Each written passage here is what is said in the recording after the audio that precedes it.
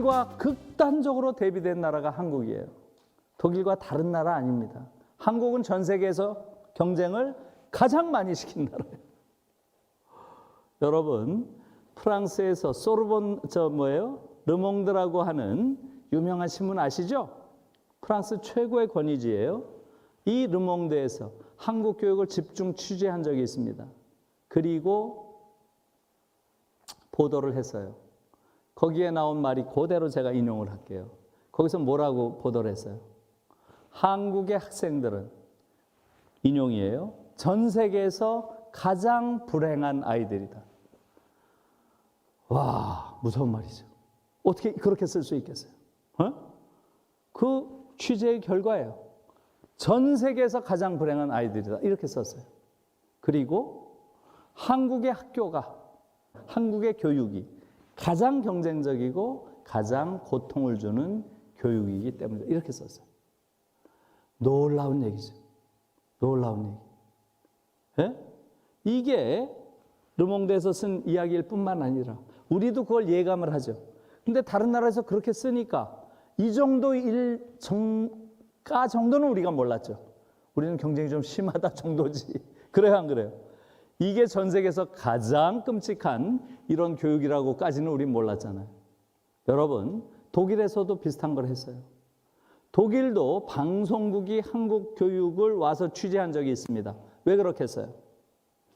피사라고 하는 게 있어요. 국제 수학 평가입니다. 어느 정도 수학 능력을 가지고 있는지를 국제적으로 비교하는 거예요. 이 평가에서 한국이 가장 월등한 나라입니다. 한국, 일본, 핀란드, 이 3국이 피사 강국이라고 불러요. 소위 피사 강국. 독일은 중간 정도밖에 안 돼요. 유럽 국가들이 대부분 그렇습니다. 그러니까 독일에서도 한때 아주 보수주의자들이 왜 우리 교육이 중간밖에 안 되냐, 우리도 저 피사 강국들처럼 교육을 강화해야 된다, 이런 논쟁이 있었어요.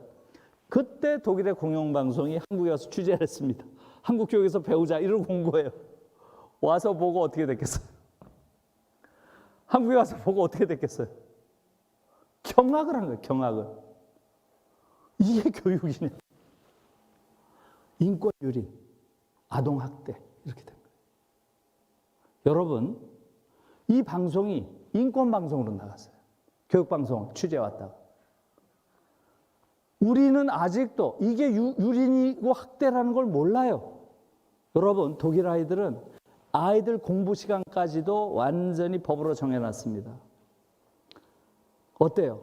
지금 노동시간 몇 시간 이상은 일 못하게 돼 있어요. 8시간이죠, 하루에. 아이들이 하는 거 학습 노동이에요. 이건 사실은 육체 노동보다 더 힘든 노동일 수 있어요. 그런 노동을 지금 우리 아이들이 몇 시간 해요? 우리가 학교 다닐 때는 3당 4락이란 말이 있었어요. 아시죠? 나이 든 분들은. 3당 4락. 3시간 자면 붙고 4시간 자면 떨어진다는 얘기예요. 이것은 그런 관점에서 보면 인권유린도 이런 인권유린이 없는 거죠. 한창 성장할 아이들에게서. 우린 그걸 당연시하는 거예요.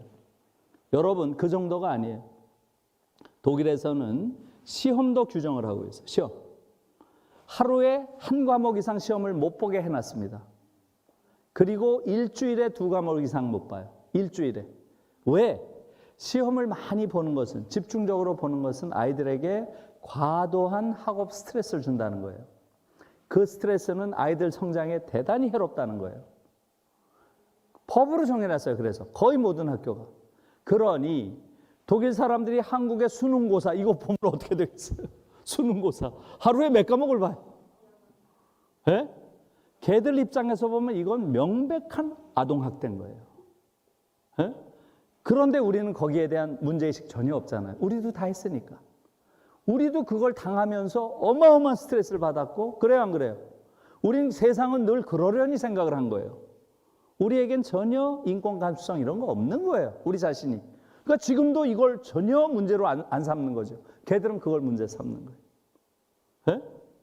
너무나 끔찍한 아이들에 대한 스트레스를 주고 있는 게 우리의 교육 현실이죠. 그것도 그 한 날, 고등학교를 마치는 한 날 본 그 시험 가지고 한 인간의 일생을 결정한다는 이런 터무니없는 제도를 가진 나라가 어디에 있어요? 정말 어처구니 없는 거죠. 그래서 독일의 학자가 와서 한국 교육을 보고 딱 이랬어요. 저한테. 윈프리드 베버라고 아주 유명한 학자인데 이 양반이 저한테 그러더라고요. 야, 독일은 텐샷 사회인데 한국은 와서 보니까 완전히 완샷 사회네. 완샷. 딱 한 번의 기회로 모든 게 결정된다는 거예요. 독일은 적어도 10번의 교육이 있다. 기회가. 이것도 하다가 잘못하면 저거 하고. 이렇게 기회가 여러 번 있어야 되는 것이지. 어떻게 한 번으로 한 인간의 일생이 결정돼? 이거는 이해할 수 없다는 거예요. 이게 지금 한국 사회인 거죠.